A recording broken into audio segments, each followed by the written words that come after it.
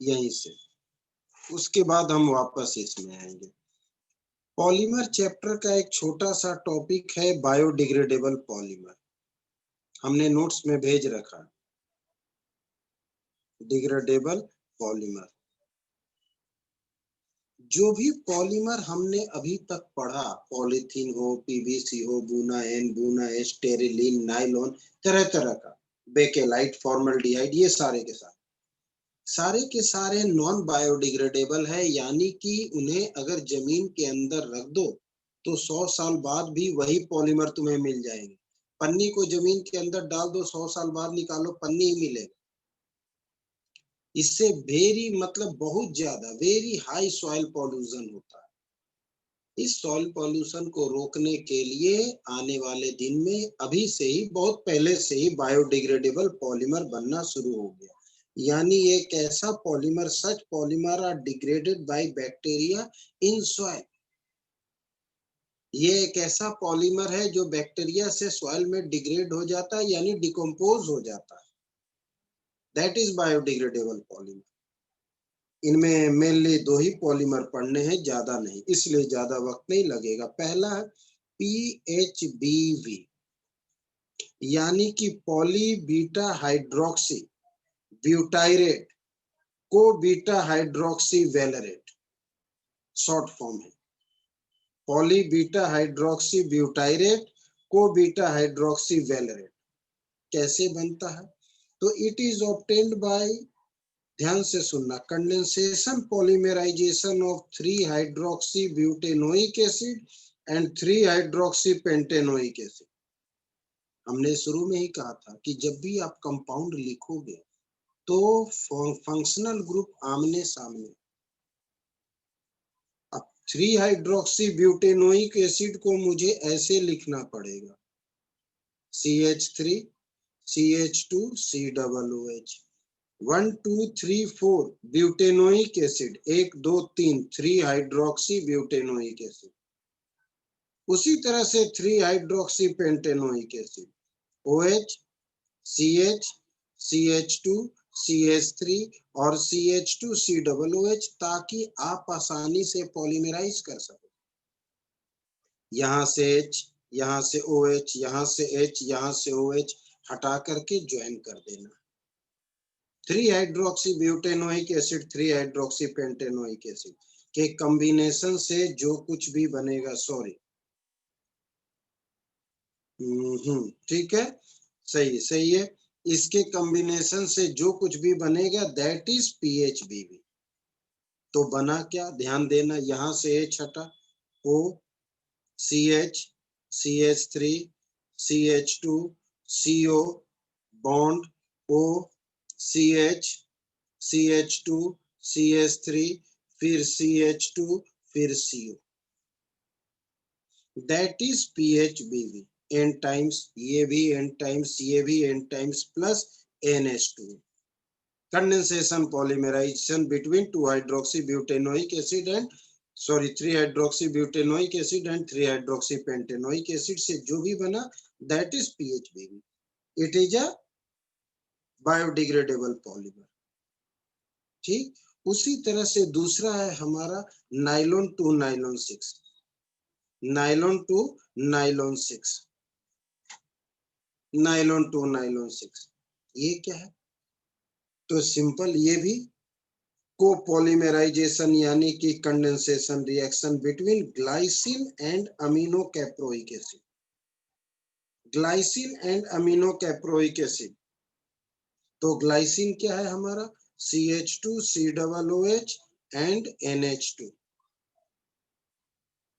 और नाइलॉन 6 में हमने पढ़ा था कैप्रोलैक्टम से कैप्रोइक एसिड बनता है, कैप्रोलैक्टम का हाइड्रोलाइसिस करके अमीनो कैप्रोइक एसिड बनाए थे, तो that is amino caproic acid NH2 CH2 5 times COOH, this is glycine and this is amino caproic acid।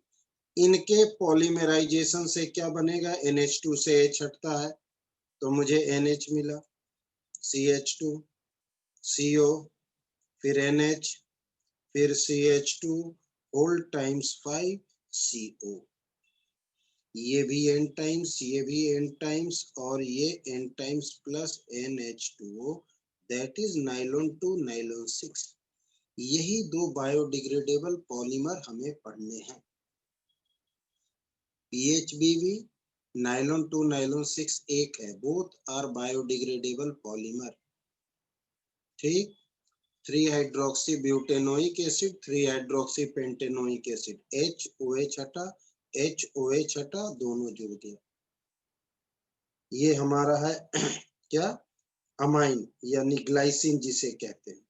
ये ग्लाइसिन, ये अमीनो कैप्रोइक एसिड, H हटा, OH हटा, H हटा, OH हटा, दोनों जुड़ गया। अब किसी को कोई दिक्कत, किन्हीं को कोई प्रॉब्लम होगा तो तुरंत बोलेंगे। अब हम वापस चलते हैं अपने आइसोलेशन चैप्टर में। हमने कुछ थ्योरी पिछले क्लास में ही लिखे, कुछ थ्योरी आइसोलेशन ऑफ एलिमेंट में, कि naturally occurring chemical substance obtained from mining from earth crust, यानी अर्थ क्रस्ट में जो भी केमिकल सब्सटेंस है उन्हें हम मिनरल कहते हैं। जितने भी अर्थ क्रस्ट में केमिकल सब्सटेंस है, पत्थर है, मिट्टी है, जो कुछ भी है, सबको हम मिनरल कहते हैं। मिट्टी भी हमारा मिनरल ही है। लेकिन जिस मिनरल से मुझे हमारा मेटल मिल जाए, those mineral from which metal can be economically extracted, यानी आसानी से और सस्ते तरीके से, उन्हें हम ओर कहते हैं। और ओर के अंदर में जो गंदगी प्रेजेंट होता है उन्हें हम गैंग कहते हैं। और ओर से मेटल बनाने का तरीका मेटलर्जी कहलाता है। मेटल बनाने का तरीका मेटलर्जी कहलाता है। तो मुझे ये पढ़ना है। अब यहाँ ध्यान देना कि तुम्हें मेनली समझना है, क्योंकि थ्योरी ज्यादा है, तो बहुत ध्यान से समझना। हमने अर्थ क्रस्ट से अलग अलग जगहों से, कर्नाटक से, यूपी से, महाराष्ट्र से, तमिलनाडु से, कहीं ना कहीं से अर्थ क्रस्ट से हमने मिट्टी मंगवाए, केमिकल सब्सटेंस अर्थ क्रस्ट से हमने मंगवाए। मेटलर्जी बनाने का तरीका वही तो, अभी घबराए नहीं, अभी हम सब रिपीट करने वाले हैं, चिंता न करना। हमने क्या कहा कि हमने अर्थ क्रस्ट से केमिकल सब्सटेंस यानी मिट्टी मानकर चलो, अलग अलग जगहों से मंगवाए, तो इन सब को हम मिनरल बोलते हैं, इन सब को हम मिनरल कहते हैं। लेकिन क्या हर मिनरल से हर मेटल मिलेगा? नहीं मिलेगा।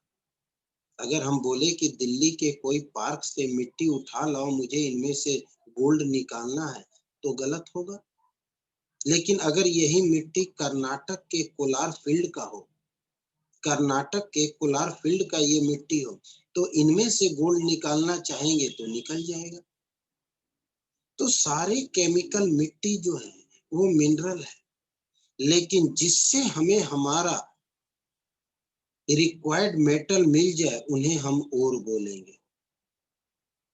यानी all ore are mineral, but all mineral are not ore. सारे ओर हमारे मिनरल ही हैं, लेकिन हर मिनरल ओर नहीं है। तो मिनरल रॉकी मटेरियल्स ओर, जिससे हमें हमारा रिक्वायर्ड मेटल मिल जाए, दैट इज ओर। और इसके अंदर जो गंदगी प्रेजेंट है, इम्प्योरिटीज,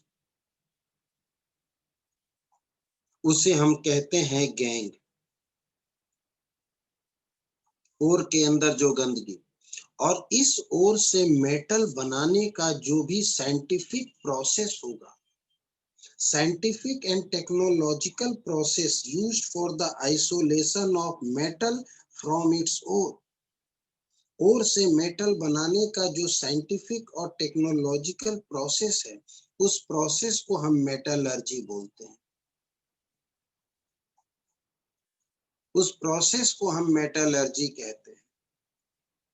अब इस प्रोसेस में टोटल 4 स्टेप इन्वॉल्व है। 4 स्टेप इन्वॉल्व है, ध्यान से सुनना। पहला स्टेप है हमारा कंसंट्रेशन। कंसंट्रेशन का मतलब धूल मिट्टी हटाना। पहला प्रोसेस है हमारा कंसंट्रेशन। कंसंट्रेशन का मतलब धूल मिट्टी हटाना। और इसके अंदर में हम पढ़ेंगे कम से कम 3 से 4 प्रोसेस। धूल मिट्टी हटाने का तरीका क्या क्या है? Hydraulic washing, magnetic separation process, leaching and एक और प्रोसेस है फ्रोथ फ्लोटेशन प्रोसेस। 4 तरीके से हम शुरुआत करते हैं, यानी ओर से मेटल जाने का 4 स्टेप है। पहला स्टेप कंसंट्रेशन ऑफ ओर यानी धूल मिट्टी हटाना। तो 4 तरीके से हम धूल मिट्टी हटाते हैं। जब धूल मिट्टी हट जाए तो हमारा ओर साफ हो गया, जिसे हम बोलेंगे कंसंट्रेटेड ओर। कंसंट्रेटेड ओर। अब कंसंट्रेटेड ओर से मुझे मेटल ऑक्साइड बनाना होता है। दूसरा स्टेप कंसंट्रेटेड ओर से मेटल ऑक्साइड बनाना होता है। बनाने का 2 तरीका है, एक है हमारा रोस्टिंग और दूसरा है कैल्सिनेशन। दूसरा कैल्सिनेशन। जब मेटल ऑक्साइड बन जाएगा तो फिर इस मेटल ऑक्साइड से हम मेटल बनाएंगे। मेटल बनाएंगे। तीसरा स्टेप मेटल ऑक्साइड से मेटल बनाना यानी रिमूवल ऑफ ऑक्सीजन यानी रिडक्शन। रिडक्शन करेंगे। अब रिडक्शन करेंगे तो इतने सारे मेटल हैं, क्या सबका हम प्रोसेस पढ़ेंगे? ये नहीं। इस रिडक्शन में यानी मेटल ऑक्साइड से मेटल, तो मेरे पास तो बहुत सारे मेटल है, 100 मेटल है, तो क्या करें? सबका करें? नहीं, सिर्फ 3 एलिमेंट का, iron, copper, aluminium and zinc. सिर्फ इन्हीं के बारे में पढ़ना है, 4 ही के बारे में। अब जब मेटल बन गया हमारा, मेटल बन के तैयार हो गया, तो एक स्टेप और जाएंगे। एक स्टेप और। क्यों? क्योंकि जब मेटल बना है तो 100% प्योर नहीं है। 99.9% प्योर करने के लिए मुझे रिफाइनिंग जाना पड़ेगा। रिफाइनिंग प्रोसेस में जाना पड़ेगा। तो ये 4 स्टेप लगेंगे मुझे ओर से मेटल जाने में। और इन चारों स्टेप में इतने इतने स्टेप हैं, यही मुझे पढ़ना है। ये हमने पूरे चैप्टर का आउटलाइन बना दिया आपको, ताकि तुम्हारे माइंड में रहे कि हम क्या पढ़ने जा रहे हैं। तुम्हारे माइंड में रहे कि हम क्या पढ़ने जा रहे हैं। तो शुरुआत हम करते हैं धूल मिट्टी हटाना यानी कंसंट्रेशन ऑफ ओर। ओर से हम धूल मिट्टी को हटाने जा रहे हैं। Removal of unwanted materials like sand, clay etc from ore. इसे हम बोलते हैं concentration of ore, also called dressing और बेनिफिक्शन। और इसे हम ड्रेसिंग भी कहते हैं। जैसे जख्म में गंदगी, पस मवाद आ जाता है तो ड्रेसिंग करते हैं। तो ड्रेसिंग का मतलब होता है सफाई करना। जख्म का ड्रेसिंग यानी सफाई करना। और बेनिफेक्शन। बेनिफेक्शन लिखेंगे कम, बोलेंगे सारा कुछ। ओर से धूल मिट्टी हटाना, सैंड, क्ले एक्सेट्रा। धूल मिट्टी हटाने को हम कंसंट्रेशन कहते हैं। इसे ड्रेसिंग भी कहते हैं, इसे बेनिफेक्शन भी कहते हैं। ये सारा प्रोसेस डिपेंड करता है फिजिकल प्रॉपर्टी ऑफ कंपाउंड यानी मेटल और इम्प्योरिटीज जो उनमें प्रेजेंट है। तो ये प्रोसेस किस पर डिपेंड करेगा? तो depends on physical property of metal जिसका हम प्यूरिफिकेशन मतलब एक्सट्रैक्शन करने वाले हैं, इसके अंदर जो गंदगी है, गैंग्यू, ठीक है, उसके ऊपर डिपेंड करेगा। तो कंसंट्रेशन 4 तरह का होता है। सबसे पहला hydraulic washing. Hydraulic washing mainly होता है जो हेवी ओर होता है, हेवी ओर के लिए, मेनली कार्बोनेट ओर के लिए। कार्बोनेट ओर के लिए करते क्या है, धूल मिट्टी हल्का है और भारी है। मान लो कि बड़े बड़े पत्थरों में धूल मिट्टी लगा है, मेरे पास 10 ट्रक ऐसे पत्थर हैं, क्या करें, बहते हुए एक कैनाल तैयार करेंगे। मानकर चलो 10 फीट चौड़ी और 10 फीट गहरी कैनाल तैयार करेंगे 100 मीटर की दूरी तक, और सारे हम उसमें ओर डाल देंगे जो पत्थरों के रूप में है, और बहता हुआ पानी छोड़ देंगे। तो बहता हुआ पानी जब बहेगा तो सारे धूल मिट्टी को धो करके निकल जाएगा, और जो पत्थरों के रूप में है साफ सुथरा हो गया। तो यानी based on gravity, it is based on gravity, कि जिसका ग्रेविटी हल्का है वो बह गया, जिसका ग्रेविटी ज्यादा है वो रह गया। इसे हम ग्रेविटी सेपरेशन प्रोसेस भी कहते हैं। इसमें हम ग्रेविटी सेपरेशन प्रोसेस भी कहते हैं।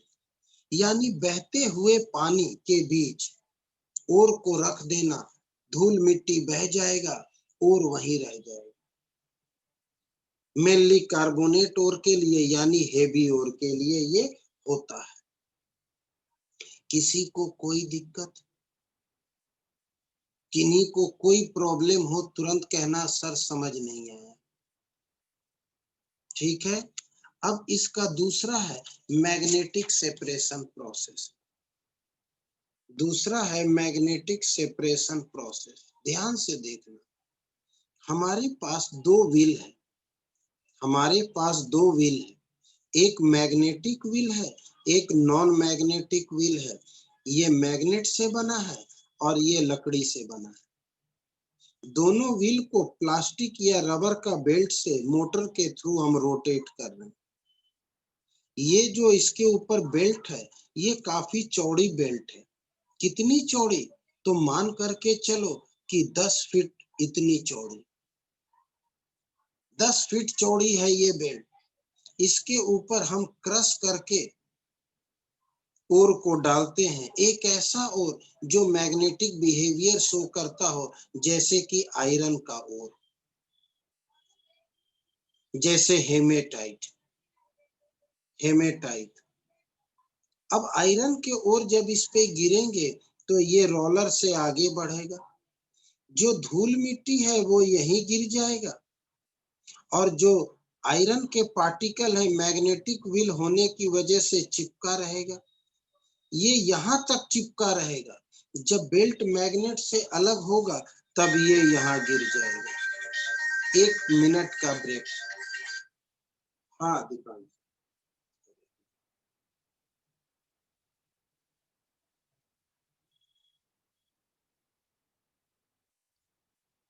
समझ आया?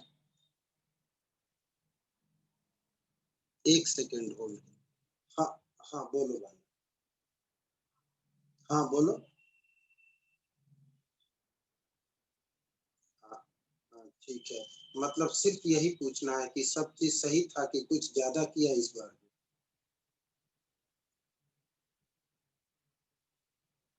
हम्म,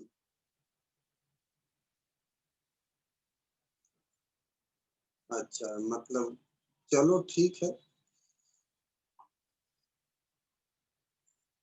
हम्म, अच्छा और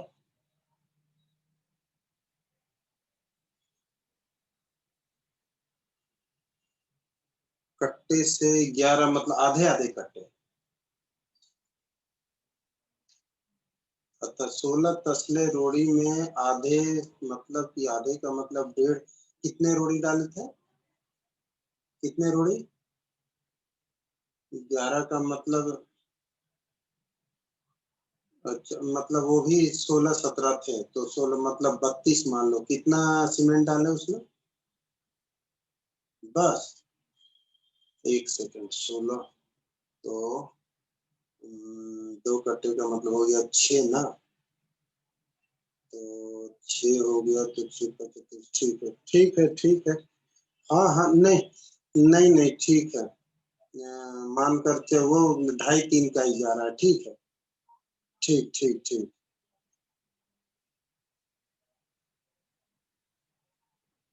रोड़ी फ्रेश था ना, ज्यादा उसमें गंदगी नहीं ना था? गंदगी नहीं ना था रोड़ी में? अच्छा, नहीं नहीं, पूछ रहे रोड़ी में गंदगी भी था?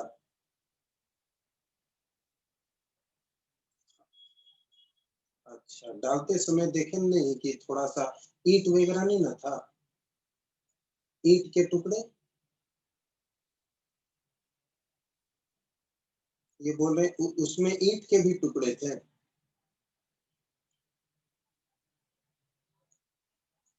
हाँ, तो वही सब देख लेना है थोड़ा, ताकि चलो बाकी ठीक है।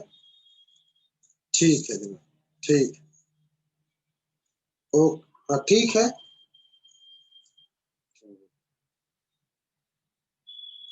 नो।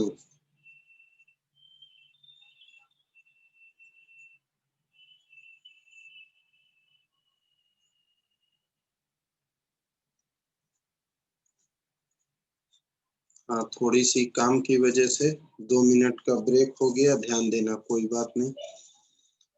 आ, तो हमने कहा ये प्रोसेस उनके लिए है जिसके अंदर मैग्नेटिक बिहेवियर है, लाइक आयरन और जैसे हेमेटाइट हो। ये मैग्नेटिक व्हील, ये नॉन मैग्नेटिक व्हील, ये रबर के बेल्ट से घूमता रहेगा, यहाँ से और गिरेगा क्रश फॉर्म में, पाउडर फॉर्म में आगे जाएगा। जो धूल मिट्टी है यही गिर जाएंगे, जो ओर के पार्टिकल है मैग्नेटिक व्हील की वजह से चिपके रहेंगे। जैसे ही बेल्ट इनसे अलग होगा ये यहाँ गिरेंगे, तो दोनों के बीच सेपरेशन हो जाएगा। कोई दिक्कत? इसी को थ्योरी में लिखना है, इसलिए डायग्रामेटिकली केवल समझा रहे हैं। बहुत ध्यान से समझना ताकि दिक्कत ना हो। किसी को प्रॉब्लम हो तुरंत कहना सर नहीं समझ आए। नेक्स्ट है हमारा froth flotation process. Froth flotation process थोड़ा ध्यान से समझना, ना समझ में आए तो बोल देना। It is mainly applicable for sulphide ore. Sulphide ore के लिए एप्लीकेबल है। It is mainly applicable for sulphide ore. Sulphide ore के लिए एप्लीकेबल है। ठीक है। होता क्या है, हमने एक कंटेनर लिया, बहुत ध्यान से देखना। इसमें पहले हमने पानी डाला, पानी डाला, फिर उसके बाद इसमें हमने तेल डाला। पहले वाटर, फिर ऑयल, दोनों दोनों आपस में मिक्स नहीं होंगे, तेल पानी नहीं मिलता। अब इसके ऊपर हमने सल्फाइड और डाला पाउडर फॉर्म में। सल्फाइड और गंदगी के साथ, धूल मिट्टी के साथ, तीनों डालने के बाद हम रोटेटिंग पैडल से इसको रोटेट करेंगे, जैसे दही महते हैं। रोटेटिंग पैडल से इसको घुमाएंगे। घुमाते समय होगा क्या कि इसके धूल मिट्टी पानी में घुलते जाएंगे। सल्फाइड जो है पानी में नहीं घुलता है, इनसॉल्युबल इन वाटर सल्फर होता है। तो सल्फर जो है पानी में नहीं घुलेगा, इसके धूल मिट्टी गंदगी घुल करके रह जाएंगे, और ये तेल के साथ चिपक कर ऊपर फ्लोट करेगा झाग के फॉर्म में, जिसे हम यूं छान लेते हैं। इसलिए फ्रोथ फ्लोटेशन प्रोसेस कहा गया। इसलिए हम इसे फ्रोथ फ्लोटेशन प्रोसेस कहते हैं, क्योंकि सल्फाइड के धूल मिट्टी पानी में घुल जाएंगे और खुद सल्फाइड झाग बना करके तेल के साथ मिक्स होकर ऊपर फ्लोट करेगा झाग के फॉर्म में, जिसे हम छान लेते हैं। अब तेल से बाद में हम अलग कर लेते हैं, पहले मुझे उसके धूल मिट्टी हटाना था जो हमने हटा लिया। ठीक, अब इसमें 2-3 बातें पूछे जाते हैं, थोड़ा ध्यान से सुनना। ये अच्छी तरह से तेल से चिपक जाए या और झाग प्रॉपर वे में बनाए, जिसे कहा जाता है फ्रोथ स्टेबलाइजर। फ्रोथ स्टेबलाइजर अच्छी तरह से तेल में चिपक कर झाग बनाए, इसके लिए अलग से कुछ केमिकल डाले जाते हैं। मतलब मोस्टली ये जो तेल है, तेल कौन सा होता है, तो पाइन ऑयल, फ्रोथ स्टेबलाइजर, या कोई फैटी एसिड, या फिर ज़ैंथेट। इन्हीं में से किसी को हम यूज करते हैं सल्फाइड को झाग बनाने के लिए। इन्हीं में से किसी को यूज करते हैं। ठीक है, ये फ्रोथ स्टेबलाइजर है, सॉरी ये फ्रोथ स्टेबलाइजर नहीं, ये कलेक्टर है। कलेक्टर जो इन्हें कलेक्ट करेगा। स्टेबलाइजर कौन है? स्टेबलाइजर जो इनको झाग बनाने में हेल्प करेगा वो है क्रिसॉल और एनिलीन। क्रिसॉल्स and aniline. एक बार फिर से रिपीट करते हैं ताकि क्लियर हो जाए। हमने पानी डाला, उसमें तेल डाला, फिर सल्फाइड और डाला, तीनों को मिक्स कर दिए, रोटेट करके छोड़ेंगे। रोटेट करते समय सल्फाइड जो है उसके गंदगी पानी में घुलते जाएंगे और सल्फाइड तेल के साथ चिपक कर झाग बनाकर फ्लोट करेगा, जिसे हम हटा लेते हैं। तो तेल कौन सा यूज होता है, या तो पाइन ऑयल या फैटी एसिड या ज़ैंथेट। ये अच्छी तरह से इनके साथ चिपका रहे और प्रॉपर वे में झाग बनाए, इसके लिए मुझे दो अलग से कंपाउंड लेने पड़ते हैं, क्रिसॉल एंड एनिलीन। ये झाग बनाने और तेल में चिपकाने में हेल्प करता है। झाग बनाने और तेल में चिपकाने में हेल्प करता है। ठीक, अब फिर इस पे एक सवाल पूछता है कि माना कि तुम्हारे पास अगर दो तरह का सल्फाइड और हुआ, दो तरह का सल्फाइड, और मुझे कोई एक चाहिए, जैसे जिंक सल्फाइड और लेड सल्फाइड। माना दो तरह का सल्फाइड हुआ, मुझे एक सल्फाइड चाहिए, तब क्या करेंगे? एक ऐसा केमिकल डालेंगे कि दोनों में से एक को यहाँ बिठा दे और एक को झाग बनाने दे। ऐसा करने वाले को डिप्रेसेंट कहते हैं। डिप्रेसेंट कहते हैं। उस केमिकल को डिप्रेसेंट बोलेंगे जो दो में से एक को नीचे बिठा दे, एक को नीचे बिठा दे और दूसरे को झाग के साथ ऊपर जाने दे। ऐसा काम करने वाले को डिप्रेसेंट कहते हैं, जैसे कि NaCN। सोडियम साइनाइड एक डिप्रेसेंट है। अगर यहाँ पर दो तरह का सल्फाइड और हुआ तो सोडियम साइनाइड जिंक सल्फाइड को डिप्रेस कर देगा और लेड सल्फाइड को फ्रोथ बनाकर ऊपर आने देगा, इसे ऊपर आने देगा। तो इस तरह से फ्रोथ फ्लोटेशन होता है, यानी सल्फाइड ओर में से धूल मिट्टी हटाया जाता है। सल्फाइड ओर में से धूल मिट्टी हटाया जाता है। कोई दिक्कत? ध्यान से सुनना हर बात को, क्योंकि लर्निंग है, फिर तुम्हें लर्न करना है। और फोर्थ पॉइंट है हमारा leaching. Leaching just like bleaching. Leaching just like bleaching. ये लीचिंग है क्या? इमेजिन करना, मुझे केमिकल रिएक्शन के थ्रू बताना है, लेकिन तुम्हें इमेजिन करना है। चेहरे पे धूल मिट्टी गंदगी लगा हुआ है, क्या करें? चेहरे में साबुन लगाएंगे, पानी से धो डालेंगे, चेहरा साफ। That is leaching. ये मेनली ऑक्साइड ओर के लिए होता है, मेनली ऑक्साइड ओर के लिए होता है।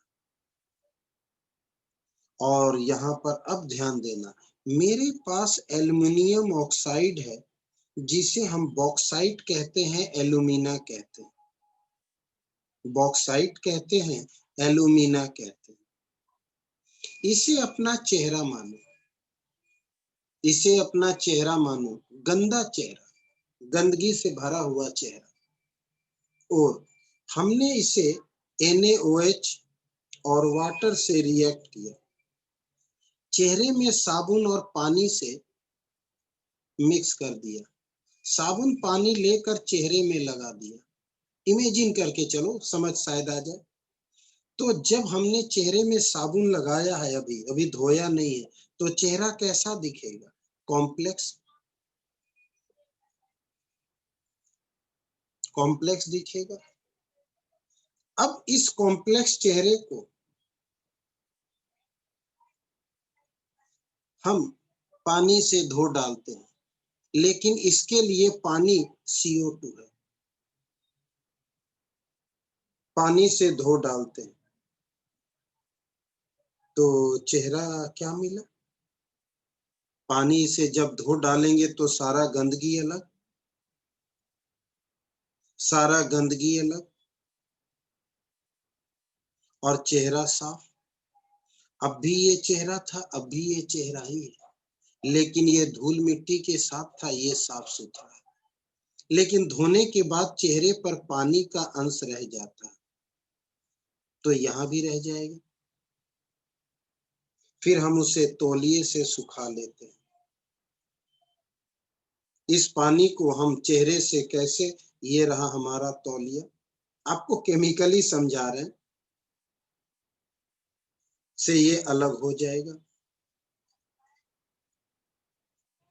हमने अपने तरीके से एक कहानी के रूप में बनाकर आपको समझाया, शायद समझ आ जाए। ये गंदगी से भरा हुआ है और बॉक्साइट, हमने इनसे रिएक्ट किया, कॉम्प्लेक्स बना। कॉम्प्लेक्स को CO2 से रिएक्ट करेंगे तो CO2 इसके सारे गंदगी को लेकर चला जाएगा, ये और साफ सुथरा हो गया, जिसमें वाटर मॉलिक्यूल है। अब इसे जब हीट कर देंगे तो ये प्योर पूरी तरह से साफ हो जाएगा। हीट करते ही ये पूरी तरह से साफ हो गया, और इसी को हमने एक कहानी का रूप दे दिया कि हमारा चेहरा है जिसमें साबुन या पानी लगाकर कॉम्प्लेक्स बनाए और फिर धो डालें तो हमारा चेहरा साफ हो गया। अगर आपको दिक्कत है तो साफ कहना, सर समझ नहीं आया। ऑक्साइड और के लिए मेनली होता है, लेकिन कुछ ऐसे भी होते हैं मेटल, खासकर जो अनरिएक्टिव मेटल है, यानी for unreactive metal, for unreactive metal के लिए ये प्रोसेस थोड़ा अलग है, जैसे सिल्वर है, गोल्ड है, प्लेटिनम है, इनके लिए ये प्रोसेस थोड़ा अलग है। इनके लिए हम यूज करते हैं साइनाइड, साइनाइड को यूज करते हैं KCN या फिर AgCN, सॉरी AgCN बोल रहे हैं, NaCN, NaCN। यहाँ हमने NaOH से वॉश आउट किया, यहाँ KCN या AgCN, ये सब जगह काम आता है अनरिएक्टिव मेटल को छोड़कर, बाकी हर मेटल में। अनरिएक्टिव मेटल में क्या होता है, ये मेटल गोल्ड या सिल्वर, साइनाइड प्रोसेस भी कहते हैं, इसे हम साइनाइड से साफ करते हैं पानी के ऑक्सीजन के प्रेजेंस में। यहाँ भी कॉम्प्लेक्स ही बनेगा, पहले साइनाइड का कॉम्प्लेक्स बनेगा। अब ये जो कॉम्प्लेक्स बना, अब इसे हम जिंक से साफ कर लेते हैं। क्यों? जिंक एक better reducing agent, zinc cyanide को लेकर चला जाएगा और मेटल हमारा साफ हो गया। शुरू में भी मेटल था, अब भी मेटल ही है, लेकिन ये गंदा मेटल था, ये साफ सुथरा, क्योंकि हमारा टॉपिक है कंसंट्रेशन ऑफ ओर, यानी मेटल की सफाई, धूल मिट्टी हटाना रिएक्शन के थ्रू। तो लीचिंग एक प्रोसेस है, जस्ट लाइक ब्लीचिंग, यानी चेहरे की सफाई। हमने उसी से कंपेयर किया है। कहीं कोई प्रॉब्लम हो, अगर किसी को ध्यान से पहले देख लो, और अगर किसी को कोई भी प्रॉब्लम हो तो साफ कहना सर समझ नहीं आया, क्योंकि कंप्लीट थ्योरी है और हम आपको एक कहानी के रूप में सारा समझा रहे हैं। Magnetic separation process, froth flotation process and leaching.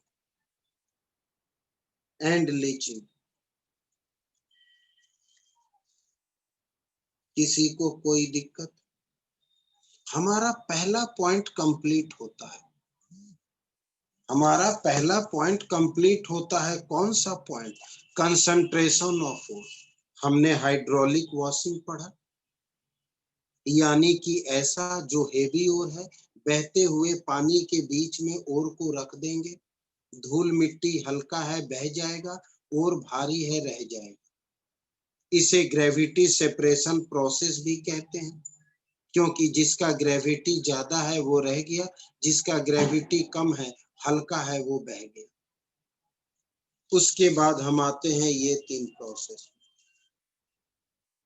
एक मैग्नेटिक सेपरेशन प्रोसेस, एक फ्रोथ फ्लोटेशन प्रोसेस, चौथा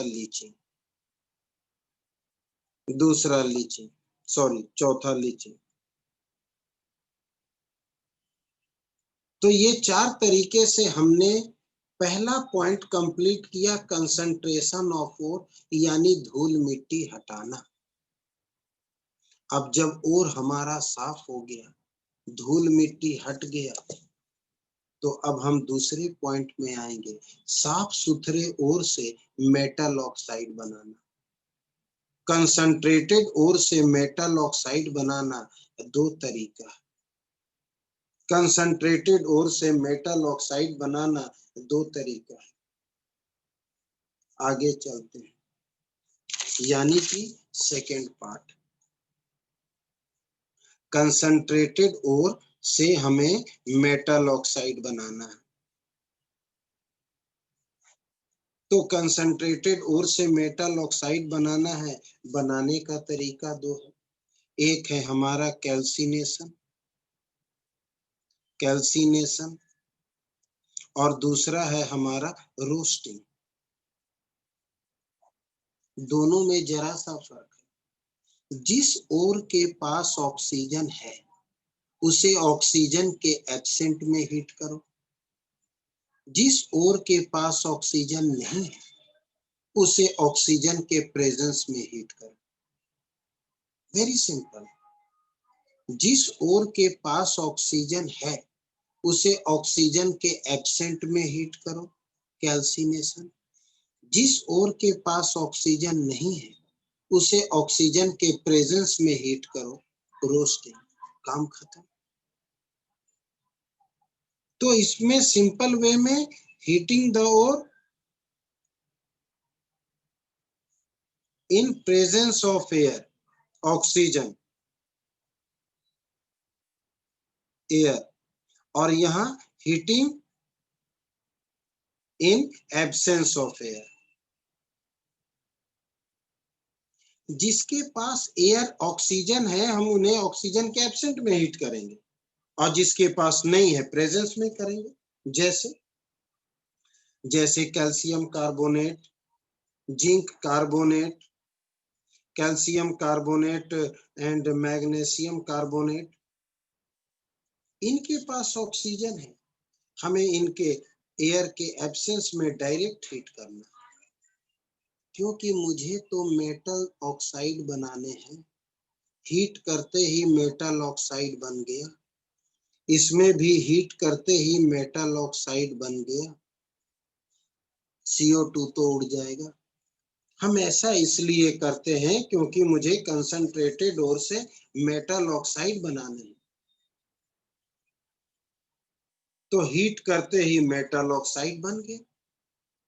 लेकिन जिसके पास ऑक्सीजन नहीं है, जैसे कि जिंक सल्फाइड, लेड सल्फाइड, और मुझे बनाने हैं ऑक्साइड, तो सीधी सी बात है, ऑक्सीजन के प्रेजेंस में हीट करेंगे।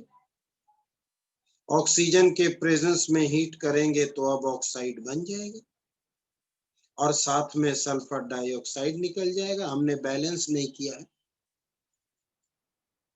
तो ऑक्सीजन है तो बिना ऑक्सीजन का हीट करो, ऑक्सीजन नहीं है तो ऑक्सीजन के प्रेजेंस में हीट करो।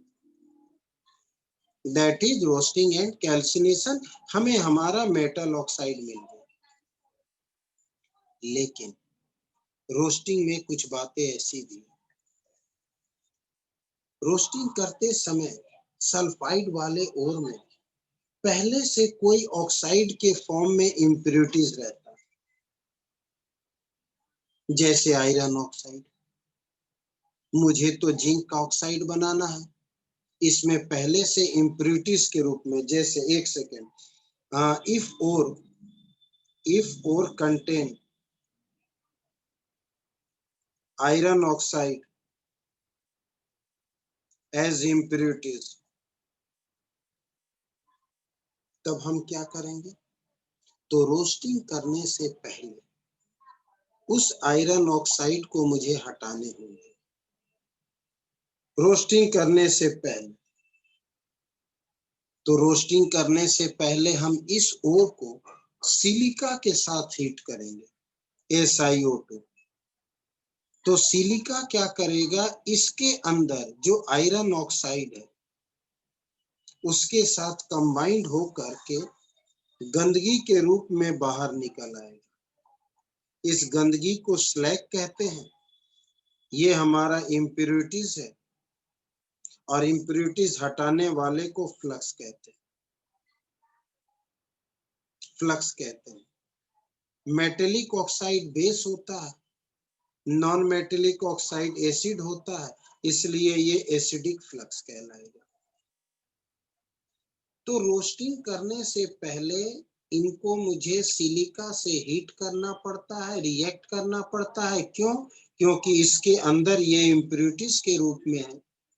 इस इम्प्योरिटीज को रिमूव करने के लिए एज ए स्लैग,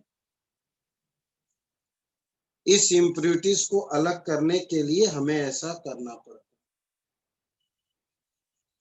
कोई दिक्कत? दिक्कत है तो तुरंत कहना। नहीं, PbS ZnS SiO2 से रिएक्ट नहीं होगा, क्योंकि ये ऑक्साइड जो है ये एसिडिक है, ये बेसिक है, तो ऑक्साइड ऑक्साइड से कंबाइंड हो जाता है। ऑक्साइड ऑक्साइड कंबाइन हो जाता है, इसमें ऑक्साइड है नहीं। इसलिए हमने पहले कहा कि अगर रोस्टिंग करने के बाद करते तब इससे रिएक्ट हो जाता। रोस्टिंग करने के बाद अगर हम सिलिका डालते तब इनसे रिएक्ट हो जाता, क्योंकि ऑक्साइड है तो ऑक्साइड से ही रिएक्ट होता है। इसलिए रोस्टिंग करने से पहले हमने डाला, ताकि आयरन ऑक्साइड को लेकर अलग हो जाए। अदरवाइज रोस्टिंग करने के बाद करते तो जिंक ऑक्साइड को भी ले जाता, लेड ऑक्साइड को भी ले जाता।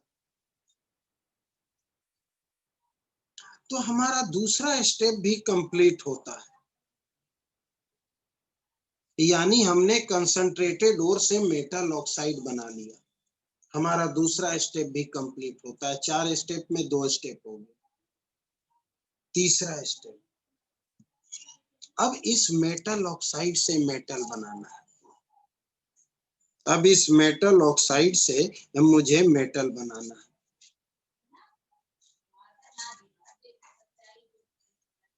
अब इस मेटल ऑक्साइड से मेटल बनाना है, तो हमने अभी अभी कहा है आपको कि मेटल ऑक्साइड से मेटल बनाना रिडक्शन, क्योंकि removal of oxygen is called reduction, यानी हम रिडक्शन प्रोसेस में हैं। यानी कि such phenomena is called through reduction, through reduction. Reduction के थ्रू करेंगे।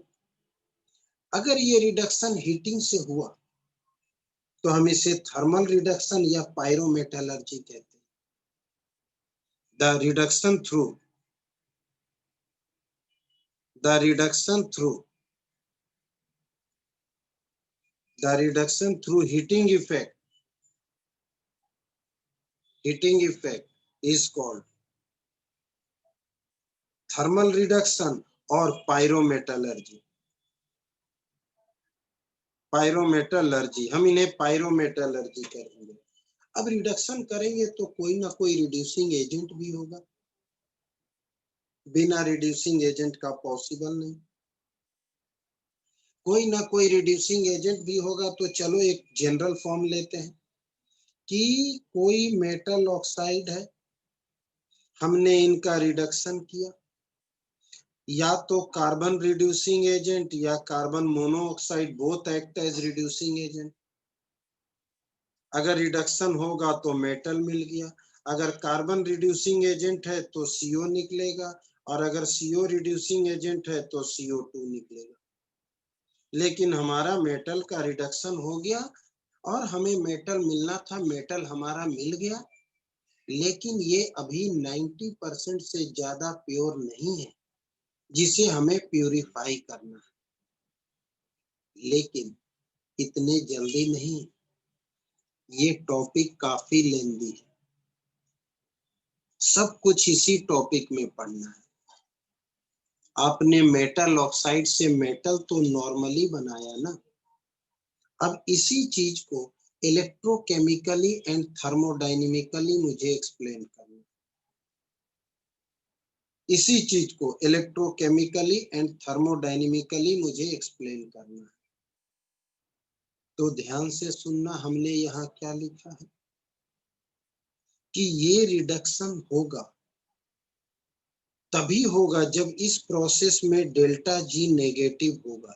डेल्टा जी नेगेटिव का मतलब होता है प्रोसेस स्पॉन्टेनियस है, प्रोसेस फिजिबल है, मतलब रिडक्शन पॉसिबल है, रिडक्शन पॉसिबल है। हमारा टॉपिक है कि मेटल ऑक्साइड से जो हमने मेटल बनाया, रिडक्शन किया, तो इलेक्ट्रोकेमिकली और थर्मोडायनेमिकली बताओ कि रिडक्शन कैसे पॉसिबल होगा, वो कौन सा कंडीशन हो जिससे रिडक्शन पॉसिबल होने की टेंडेंसी हो। तो मेटल ऑक्साइड से मेटल तभी पॉसिबल है जब डेल्टा जी नेगेटिव है, क्योंकि अगर इस प्रोसेस में, अगर इस रिडक्शन में डेल्टा जी नेगेटिव है, मतलब प्रोसेस स्पॉन्टेनियस है, मतलब प्रोसेस फिजिबल है, यानी रिडक्शन हो रहा। तो मुझे बताना पड़ेगा कि वो कौन सा कंडीशन है कि delta G negative, delta G negative है। तो अब जरा इधर आते हैं, यानी कि रिडक्शन। रिडक्शन का मतलब डेल्टा जी नेगेटिव होगा, तभी हम समझेंगे कि प्रोसेस स्पॉन्टेनियस है। और इलेक्ट्रोकेमिकली और थर्मोडायनेमिकली, इलेक्ट्रोकेमिकली एंड थर्मोडायनेमिकली, इलेक्ट्रोकेमिकली और थर्मोडायनेमिकली रिडक्शन पॉसिबल है या नहीं। तो इलेक्ट्रोकेमिकली डेल्टा जी क्या होता है, -NF E0 सेल। और थर्मोडायनेमिकली डेल्टा जी क्या होता है, तो delta H - T delta S। वो कौन सा कंडीशन होगा कि डेल्टा जी नेगेटिव आ जाए, और वो कौन सा कंडीशन होगा कि डेल्टा जी नेगेटिव आ जाए, क्योंकि नेगेटिव आएगा तभी तो रिडक्शन पॉसिबल हो। तो for such condition E0 cell should be positive,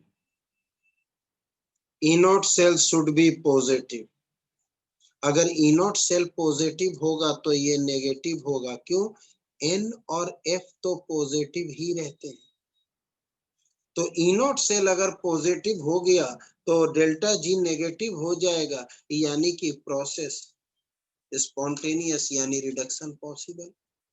ये कब पॉजिटिव होगा, तो for such condition more reactive metal, electrochemistry याद रखना, more reactive metal get inside the solution and less reactive get outside। अगर ऐसा हुआ तो आधे से अधिक बच्चे या मैक्सिमम बच्चे सोच रहे होंगे पता नहीं सर ने क्या समझाया, क्या बोला, कुछ पल्ले नहीं पड़ा। बिल्कुल सही, ध्यान देना, ये जिंक सल्फेट है, ये कॉपर सल्फेट है, जिंक सल्फेट है, कॉपर सल्फेट है, जिंक रॉड है, कॉपर रॉड है। याद करो इलेक्ट्रोकेमिस्ट्री, ये सॉल्ट ब्रिज है। जिंक अंदर की ओर जाता है, more reactive get inside, copper बाहर की ओर आता है, लेस रिएक्टिव आउटसाइड। ऐसे कंडीशन में जब हम ई नॉट सेल निकालते हैं तो ये पॉजिटिव आता है। मतलब अगर रिडक्शन हम इलेक्ट्रोकेमिकल प्रोसेस के थ्रू अगर कर रहे हैं, इलेक्ट्रोलाइसिस भी कर रहे हैं, तो उस वक्त अगर ऐसा कंडीशन डेवलप हुआ रिडक्शन करने के लिए, तो ई नॉट सेल पॉजिटिव आ जाएगा, मतलब प्रोसेस स्पॉन्टेनियस होगा। अगर हमने थर्मोडायनेमिकली मेजर करना चाहा तो मुझे टेबल के थ्रू वो कंडीशन याद रखने होंगे, temperature and spontaneity. 11th class का थोड़ा सा इफेक्ट कि अगर ये पॉजिटिव वैल्यू है, ये पॉजिटिव है और टेम्परेचर लो है, तो प्रोसेस नॉन स्पॉन्टेनियस हो जाएगा क्योंकि डेल्टा जी पॉजिटिव आ जाएगा। अगर ये पॉजिटिव अगर ये हाई है तो प्रोसेस स्पॉन्टेनियस हो जाएगा। ये नेगेटिव अगर ये लो है तो भी प्रोसेस स्पॉन्टेनियस हो जाएगा। और ये नेगेटिव अगर ये हाई है तो ये नॉन स्पॉन्टेनियस हो जाएगा। और ये प्लस ये माइनस कोई भी टेम्परेचर हो नॉन स्पॉन्टेनियस, ये माइनस ये प्लस कोई भी टेम्परेचर हो ये स्पॉन्टेनियस। तो मुझे तो स्पॉन्टेनियस याद रखना। तो थर्मोडायनेमिकली रिडक्शन कब पॉसिबल होगा? तो रिडक्शन होते समय रिएक्शन या प्रोसेस के अंदर इंथैल्पी चेंज पॉजिटिव होना चाहिए, एंट्रोपी पॉजिटिव होना चाहिए और टेम्परेचर हाई होना चाहिए। और अगर ये नेगेटिव है तो टेम्परेचर लो होना चाहिए, तब ये प्रोसेस स्पॉन्टेनियस होगा, तब ये स्पॉन्टेनियस होगा। हाँ बालक, सिर्फ 5 मिनट और नहीं, 5 मिनट। बिल्कुल बिल्कुल बिल्कुल बिल्कुल ठीक है।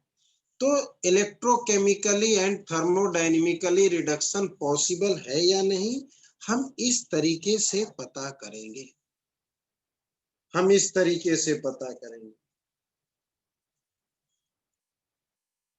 अब इस थर्मोडायनेमिकली बेस पर ही एलिंगम, ब्रदर ऑफ सिंघम, ध्यान देना, Ellingham diagram,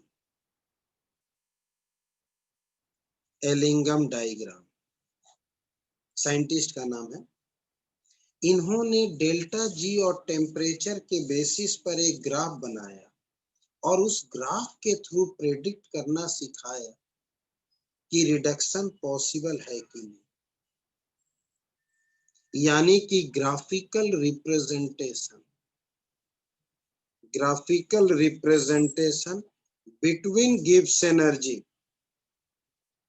between gives energy and temperature to predict the feasibility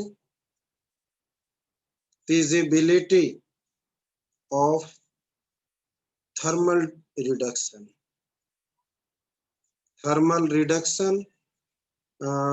and predict the feasibility of thermal reduction of ore।